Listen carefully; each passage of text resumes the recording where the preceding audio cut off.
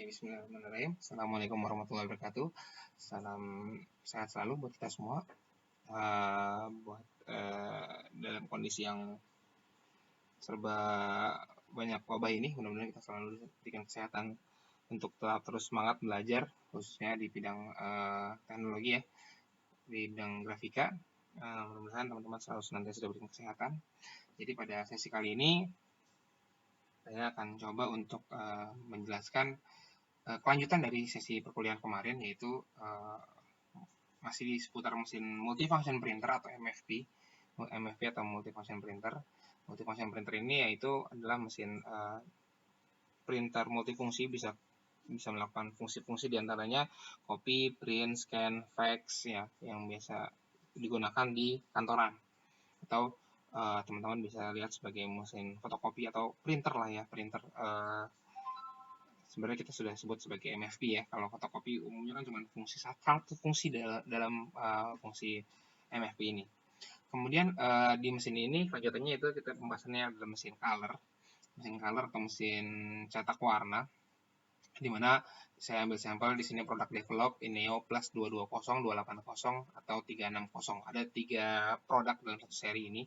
Ini engine-nya sama, cuman perbedaan hanya di speed-nya aja. Speed 36, speed 28 dan speed 22. Dan kalau untuk di serinya develop, produk brand develop ini, seri Neo itu kalau untuk mesin warna ada tanda plusnya. Jadi membedakan antara warna dan hitam putih adalah plusnya. Kalau hitam putih tidak ada plusnya. Kemarin kita pelajari seri 363, 283, 223 itu tidak ada plusnya. Nah, kalau untuk di color tentunya ada plusnya. Itu yang membedakan. Kemudian saya akan ringkas aja pembahasan di sini, lebih fokus ke mesin saja. Untuk opsional itu kurang lebih mirip-mirip sama seperti seri sebelumnya. Ya, ini kalau kita lihat main unitnya ya cuman unit ini aja sampai ke batas di sini. Tray 2 sama kayak di 363 series kemarin. Ya, sisanya adalah opsional. Jadi opsionalnya kurang lebih juga sama. Dokumen feeder, kemudian ada finisher, ada punch kit, kemudian ada saddle stitcher, kemudian ada tambahan large tray, tambahan tray, ada 2 tray tambahan, paper kabinet ya, dan seterusnya. Teman-teman bisa lihat. Oke, kita akan fokus ke printing konsepnya aja. Bagaimana dia bisa mencetak gitu kan ya.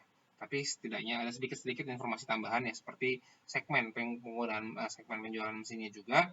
Ini 2/3 adalah monokrom dan color mesin, jadi sepertiganya adalah warna. Jadi kebutuhan cetak dari mesin ini dibuat 2/3-nya hitam putih. Jadi kalau misalkan sebulan dia nyetak 10.000 lembar, 10.000 lembar, ya itu 2/3-nya hitam putih. Sepertiganya warna. Oke. Kebutuhannya kebanyakan untuk kantoran ya, umumnya kantoran. Meskipun ada beberapa percetakan yang masih menggunakan ini sebagai level entry levelnya dia baru membuka percetakan karena modalnya belum cukup untuk menggunakan mesin print production, jadi mengawalinya dengan mesin ini, mesin office, mesin monokrom, mesin MFP warna, karena kebutuhannya percetakan juga ada warna. Cuman kelemahannya memang mesin ini juga diantara kelebihannya ya, artinya dia bisa support kertas-kertas HVS, paper, art karton kita lihat. Tapi kelemahannya konsistensi warna yang tidak stabil mesin print production. Kemudian kemampuan dari bahan-bahan yang agak non paper material seperti stiker vinil ya. Kalau di mesin office kan stiker kromo masih bisa masuk, stiker HVS masih bisa masuk. Tapi kalau stiker vinil yang notabene-nya substrate-nya bukan kertas ya, yang jadi dia polimer, itu tidak disarankan lewat sini gitu ya. Ada kemungkinan besar dia akan meleleh atau ada permasalahan lainnya. Jadi produk yang diluncurkan ini sebenarnya ini 220 juga seri yang cukup sudah lama ya, setara sama 363, kelahirannya sama kayak 363 series yang monokromnya. Sebelumnya adalah ini pengganti atau existing dari suksesor dari produk sebelumnya, yaitu 353, 253 dan 203. Jadi kalau untuk speed mesin di sini sudah kelihatan juga speed 20, speed 25, speed 35, cuman serinya seri 3. Jadi serinya sebenarnya nggak baku ya, nggak 0, 1, 2 terus dan seterusnya, cuman bisa jadi 3 baru ke 0 gitu, tergantung sama produsennya. Tapi di samping itu juga ada seri-seri kecepatan yang di atasnya itu juga. Jadi seperti misalkan 363 atau katakanlah 280, 220, 280, 30, 60 ini juga dia punya speed yang di atasnya, yaitu 452, kemudian ada 550 gitu, 555, speed 55, kemudian 65 yang serinya 650. Jadi eh, untuk penomoran seri memang generasi ya bisa berubah-ubah, tapi untuk kecepatan biasanya setiap jenjang ada 20, ada 30, ada 40, ada 50, ada 60, ada gitu ya. Maksimal sih di 90 kalau nggak salah. Meskipun 70 itu biasa udah paling umum lah ya, artinya paling paling maksimal lah, meskipun ada yang 90, karena speed 60 70 itu sudah ranahnya production gitu, ranahnya production. Tuh. Speed ini dalam konteks per menit ya, print per menit ppm, seperti yang kemarin sudah kita bahas. Oke, memang ini kalau untuk market mid atau low speed monochrome atau color, yang memang speed 20-an ini yang cukup banyak, karena kalau kita lihat speed 20 ini ada dua opsi, ada speed 203 ini existing, kalau yang sekarang speednya 220, 22 dan speed 28 gitu. Kalau ini existingnya sebelumnya speed 20 dan speed 25. Jadi ada dua pilihan speed, dua pilihan kecepatan untuk di seri MFP ini, karena memang range ini yang paling banyak laku. Di kompetitor juga seperti itu, seperti di Canon atau di Fuji Xerox itu speed 225 ini yang cukup paling banyak ya dibandingkan dengan speed-speed di atasnya. Oke, kemudian untuk tadi sudah dijelaskan marketnya 2/3 monokrom, jadi kebanyakan masih hitam putih gitu kan. Jadi kalau kita perhatikan dari konstruksi tonernya juga, botol tonernya lebih besar, kapasitas tonernya lebih besar di hitam putih gitu ya. Meskipun botol toner sama, tapi isinya lebih banyak di tinta hitam gitu. Kemudian kalau kita lihat lebih dalam lagi, nah ini main feature-nya, ini toner cartridge. Di dalam sini ada toner cartridge. Kalau kita buka pintu depan ini ada botol tonernya. Kemudian nanti di sini ada printing unitnya, ya ada drum, ada developing, charging, red unit dan seterusnya di area yang kotak yang besar ini. Kemudian untuk imaging unit, ya artinya unit pembuatan image, drum, charging, developing itu di mesin color tentunya. Kalau mesin warna hitam putih cuma satu warna doang, cuma ada satu unit doang warna hitam. Tapi kalau di mesin warna tentunya ada 4 ya, jadi ada 4 unit, kemudian 4 unit drum, 4 unit developing unit, kemudian untuk fixingnya hanya satu, jadi tidak 4, karena fixing itu kan treatment terakhir. Jadi karena mesin ini konsepnya, kalau teman-teman kemarin sudah belajar multipass system, nah ini konsep multipass. Jadi satu kali jalan full color keluarnya gitu. Kalau single pass tentunya dia cetak satu warna dulu, habis itu pindah mesin atau pindah unit gitu kan ya. Kalau ini tidak, dia satu kali rangkaian, makanya ada unit tambahan nih namanya transfer belt unit. Nanti kita lihat konstruksi di dalamnya transfer belt unit itu seperti apa, dan nanti dia bagaimana memindahkan tinta ke memindahkan 4 warna tersebut ke dalam satu media, yaitu intermediate transfer belt. Kemudian ada transfer roller cuma satu juga, dalamnya ada di dalam sini. Mesin ini juga sudah dilengkapi dengan controller ya, artinya sistem atau prepress-nya, RIP-nya. Ada prepress-nya di sini sudah menggunakan prosesor 6, tergantung mesin ya. Kalau untuk 360, 280 dia pakai 1 GHz, kalau di 220 pakai 667 MHz. Kemudian dengan RAM 2 GB sama aja semuanya, ada optional RAM 1 GB lagi. Harddisk standar. Nah, di mesin ini harddisk sudah standar. Kalau di mesin hitam putih kemarin harddisknya optional. Harddisk standarnya 250 GB. Sebenarnya kalau untuk zaman sekarang komputer 250 GB mungkin nggak terlalu besar, tapi kalau untuk printer, hanya untuk printer lah ya. Ini printer ini 250 GB, dan ini beberapa tahun yang lalu, kurang lebih 10 tahun yang lalu gitu ya mesinnya. Kalau 2020 sekarang 2010, 10 tahun yang lalu. Ini 250 GB byte harddisk yang digunakan di dalam mesin ini. Kemudian ada beberapa karakteristik yang bisa dibaca sendiri ya. Di sini ada optional gitu kan, untuk performance enhancement, user interface. Ini desainnya kalau dibandingkan existing memang ada banyak perubahan. karena ada beberapa perubahan lah ya. Kemudian user box feature ini adalah kayak fungsi hard disk storage. Jadi teman-teman bisa copy nih, simpannya ke hard disk dulu. Jadi nggak langsung keluar. Keluarnya kapan? Nanti kalau dibutuhkan baru keluarin gitu. Atau printing nih, saya nge-print habis di print nggak langsung keluar hasilnya. Saya istirahat dulu, ngopi-ngopi dulu atau kemana dulu, atau ada kerjaan. Nanti kalau sudah dibutuhkan saya ke mesin, saya pilih jobnya, saya keluarin gitu. Jadi ada namanya user box. Bahkan bisa di retentionnya, job retention atau ketahanan jobnya itu bisa sampai sebulan, setahun, bahkan tergantung sama kita mau ngatur berapa lama retentionnya. Ada yang per hari, besok udah hilang gitu.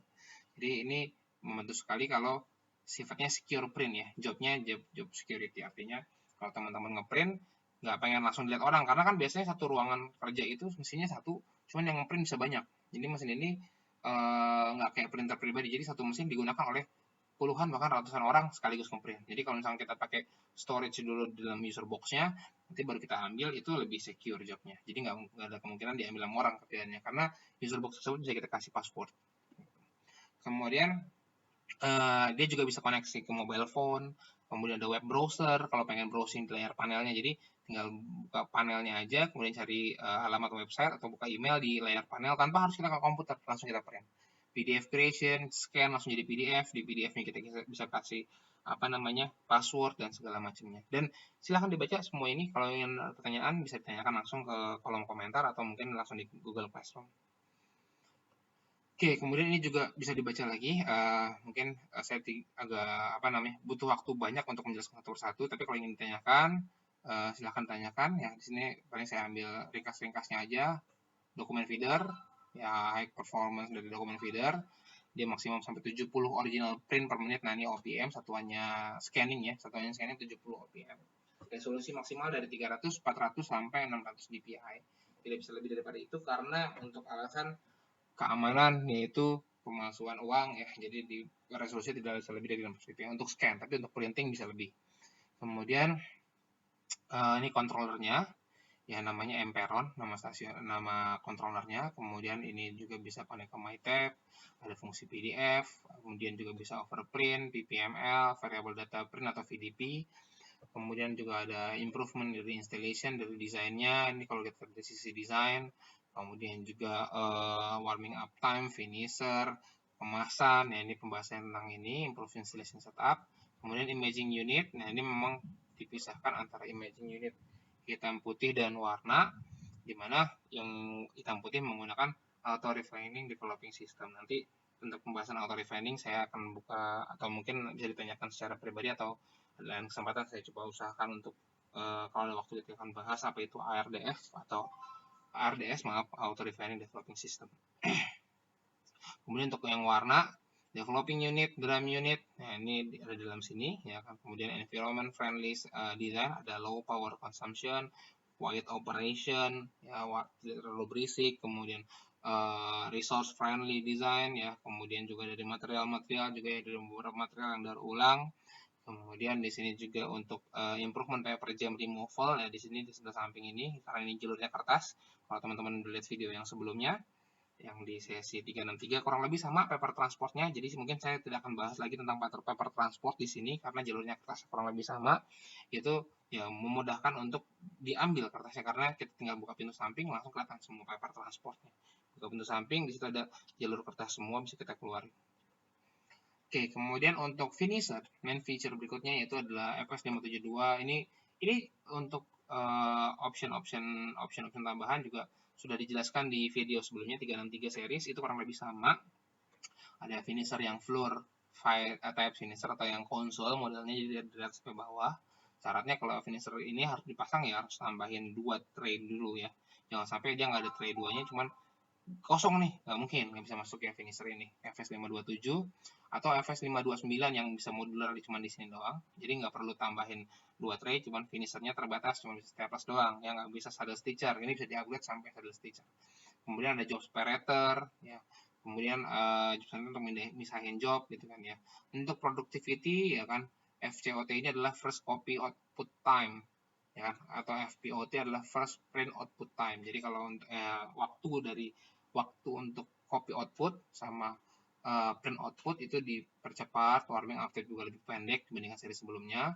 Kemudian meningkatkan produktivitas dari print per jam. Jadi print per jamnya itu juga tidak seperti existing sebelumnya ya. Katakanlah kita kan hitungannya ppm, print per menit, tapi kalau diakumulasikan ke jam itu apakah ada penurunan dari kemampuan cetaknya, itu diimprove di seri ini.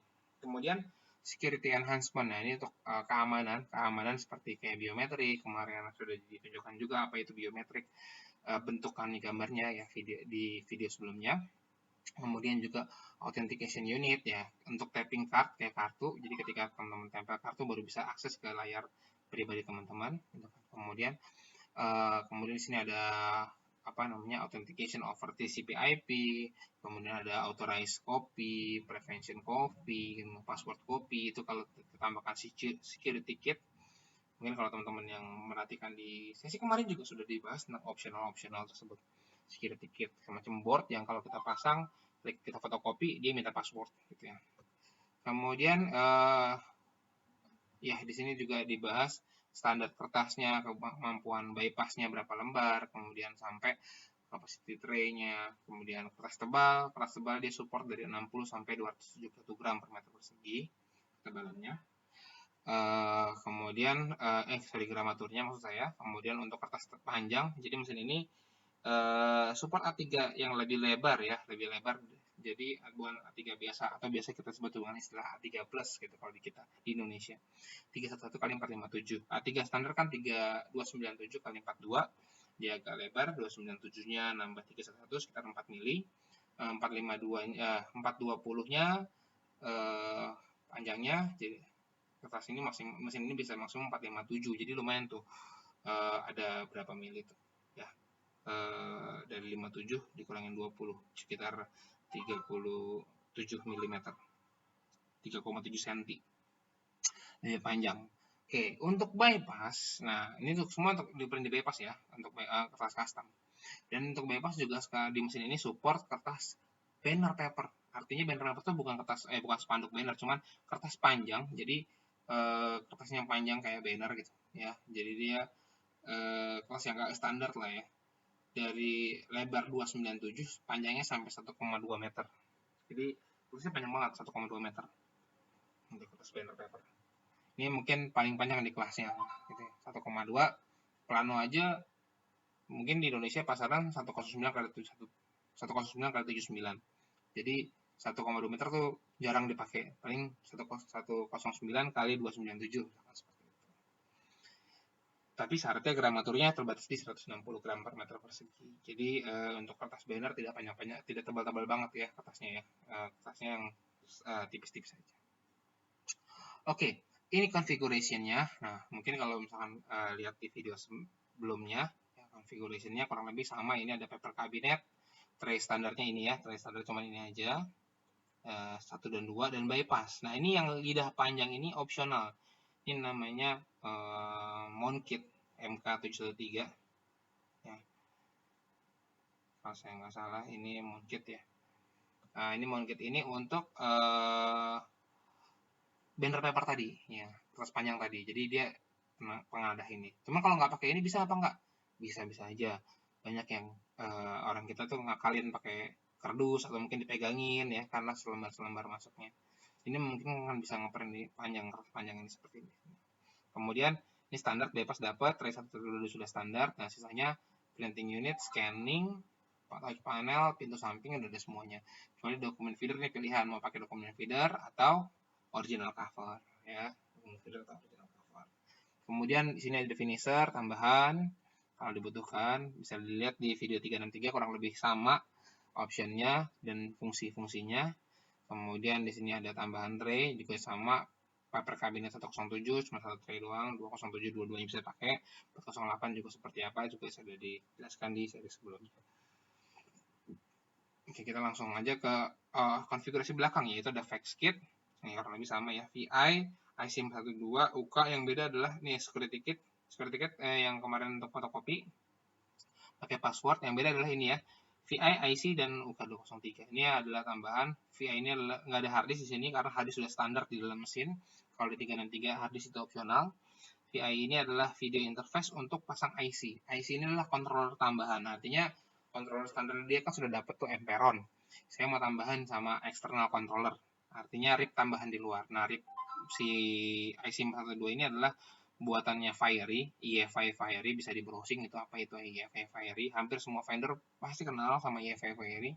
Mau Kodak, Xerox, kemudian Xerox, terus si Canon, kemudian Konica Minolta, itu mereka semua kenal sama EFI Fiery karena mereka pernah pakai jasanya Fiery untuk membuat controller khususnya di mesin print production. Jadi controllernya print production itu memang ada banyak. Dan ada yang buatan si vendor sendiri, kayak develop, ada yang buatan develop sendiri, ada juga yang buatan luar, yaitu EFI Fiery. EFI ini adalah suatu perusahaan yang fokusnya hanya membuat RIP server untuk digital printing, gitu. Nah, RIP server itu bisa dimasukkan atau dipasang di mesin Office MFP, mesin Office Color di seri Develop 360, ya. Oke, hanya 360 dan 280 aja. Ini ada bintang kecilnya itu. Hanya di 360 dan 280 aja. 220 belum bisa pakai EFI controller. Kalau di atasnya speed 40 dan speed 50 udah pasti bisa. Tapi umumnya jarang sekali ada customer MFP multifunction printer yang pakai controller karena terlalu kompleks tentunya. Cuman performance-nya bagus banget gitu ya. Karena memang prepress-nya sangat luar biasa untuk refreshnya. Tapi kalau untuk printingnya ya sesuai kemampuan Office ya. Oke, di sini ada spesifikasi detail dari warming up time. Saya jelasin ringkas-ringkas aja. Warming up time adalah waktu yang dibutuhkan ketika mesin pertama kali turn on, nyalain sub power switch, nyalain mesin sampai dia ready to print. Ya, sampai dia ready to print.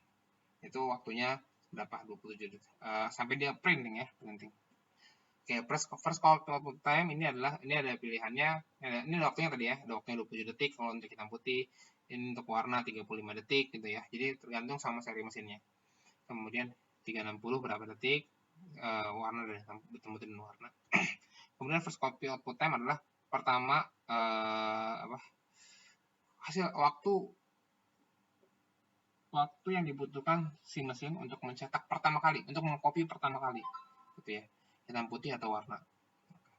Nah, ini ada waktunya juga masing-masing tergantung kalau hitam putih berapa detik, yang mesin 360 atau 280, 20 berapa detik. Jadi masing-masing ada selisih. Pertama kali dia copy sampai dari kita mulai start scan. Jadi kita taruh original di flatten glass. Saya udah jelaskan apa itu flatten glass kemarin.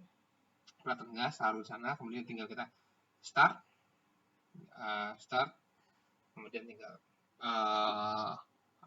outputnya itu berapa lama yang dia mengeluarkan cetakan itu, dari mulai scanning, printing sampai selesai. Kemudian untuk processing speed, nah ini tergantung dengan materialnya ya, artinya kecepatan. Ini MMS ini adalah millimeter per second, jadi jangkauan si mesin mencetak itu per detiknya berapa. Oke, per detiknya berapa itu 116 mm per second atau 111 mm per second. Ini tergantung dengan media yang dicetak, plain paper, black, full color, OHP, ya kan. Ya, ini satu jenis kecepatan, tapi kalau untuk yang kertas tebal, tik 1, 2, 3, 4, tik 1, 2, 3, 4 ini penjabarannya ada di mesin. Tik 1 itu berapa gram, tik 2 itu berapa gram, tik 3 berapa gram, dan tik 4 berapa gram.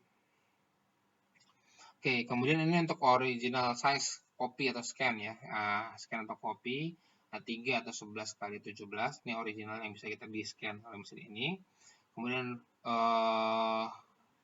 perbesaran rasionya, artinya zoom copy zoomnya dari 0,25 atau 1/4 sampai 4 kalinya.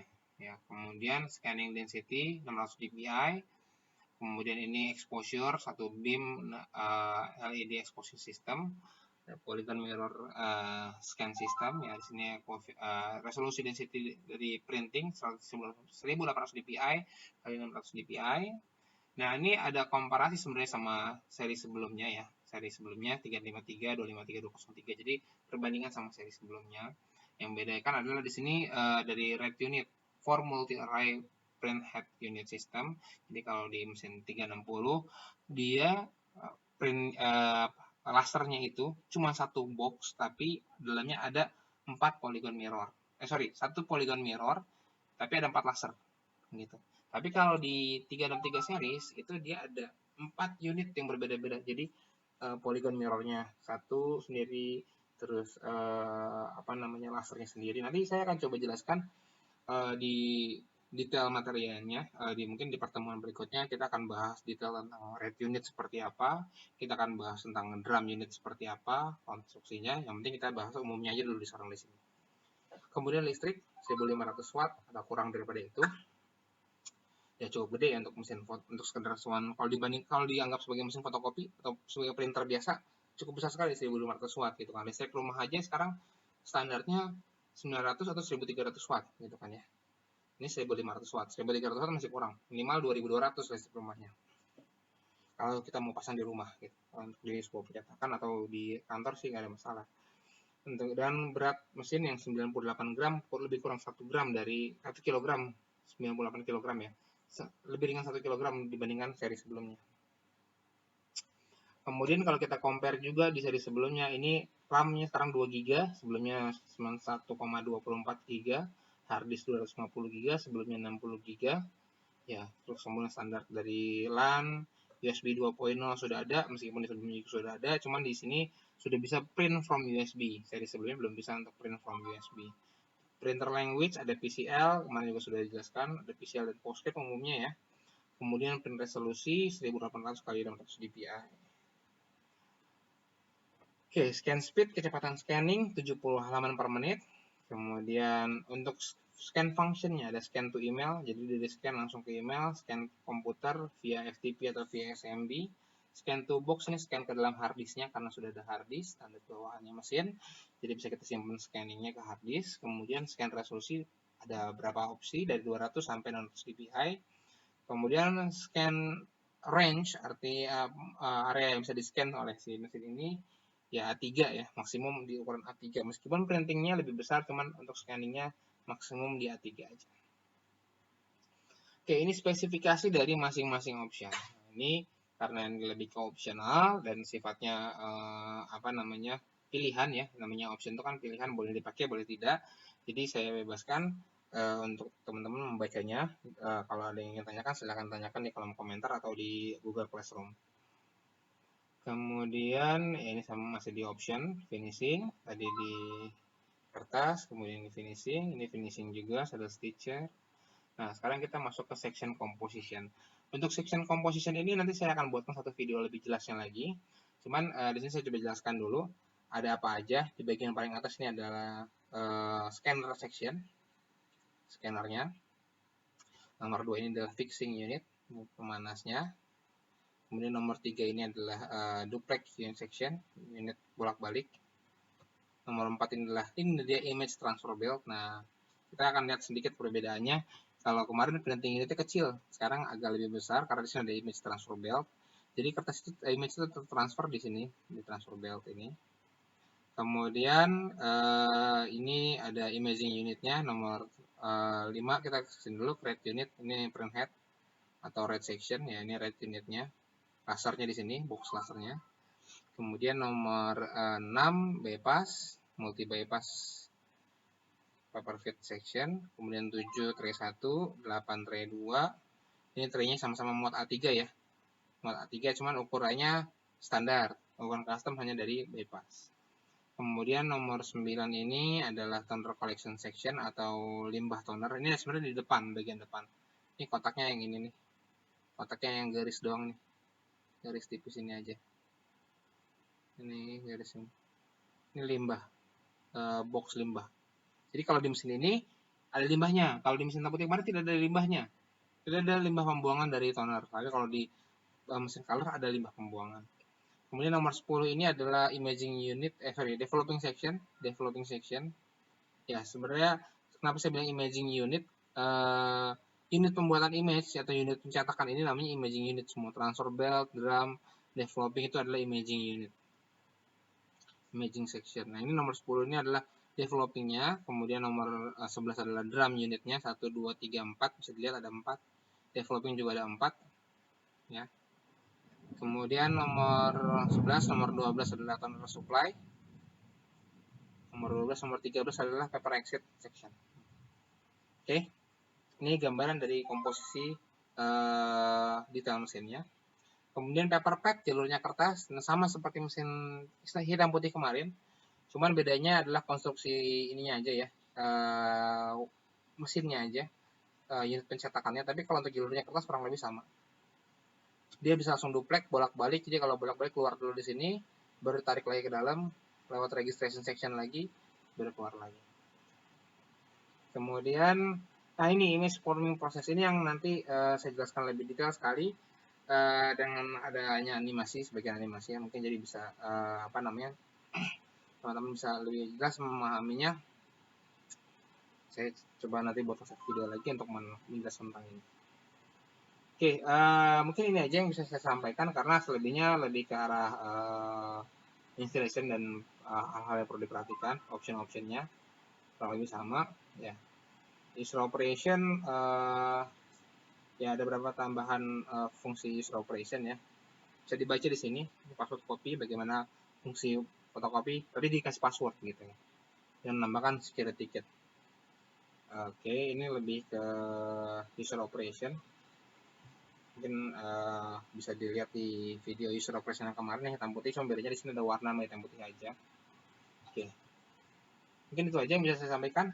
Jika ada pertanyaan atau kurang jelas, silakan teman-teman bebas untuk nanya ya, karena memang kondisi perkuliahan menggunakan sistem PJJ ini ya agak sulit karena tidak ada tatap muka secara langsung, dan pertanyaan ya mau tidak mau harus via online ya, karena memang atau ya dengan fasilitas yang ada, karena kalau mau nanya langsung kita dibatasi untuk pertemuan. Oke, mungkin itu aja yang bisa saya sampaikan, kurang lebihnya mohon maaf. Nanti kita lanjut ke video berikutnya. Terima kasih.